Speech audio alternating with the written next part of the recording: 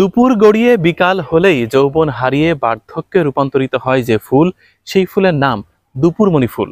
এটার আরো কয়েকটা নাম আছে: বন্ধক, দুপুরচণ্ডী, দুপুর মালতী, দুপুরমণি। দেখেন, এর ইংরেজি নাম হচ্ছে মিড ডে ফ্লাওয়ার, নুন ফ্লাওয়ার। এদের আদি নিবাস হচ্ছে দক্ষিণ এশিয়াতে। এই ফুলটা এতটাই সহজ সরল যে জগতের সবচেয়ে নিঃসুপ ফুল বলা হয় দুপুরমণি ফুলকে। 5টি পাপড়ি আর 4টি পুংকেশর। কি সাধারণ! সাহিত্যে দুপুরমণি ফুলকে প্রেয়সীর সাথে তুলনা করা হয়েছে। বলা হয়েছে, তুমি খুবই সহজ সরল সাধারণ, 5টি সাদা রঙের পাপড়ি, কয়েকটি কেশর, আর অল্প সময়ের জন্য ভালোবাসা ছড়িয়ে দাও পৃথিবীতে। এইটার প্রায় 4টি রং আছে: সিঁদুর রঙা লাল, আর এটা হচ্ছে সাদা। মানুষের যৌবনটা হচ্ছে দুপুরমণি ফুলের মতো, খুব অল্প সময়ের জন্য থাকে। তাই বলা হয় যৌবন যেন জোয়ারের মতো।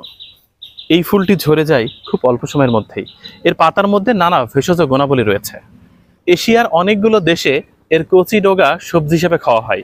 কচি পাতা সিদ্ধ করে সেই পানি পান করলে আপনার মাথা ব্যথা কমতে পারে। রক্তপাত বন্ধ করার জন্য পাতা পিষে প্রলেপ আকারে লাগিয়ে দেওয়া হয়।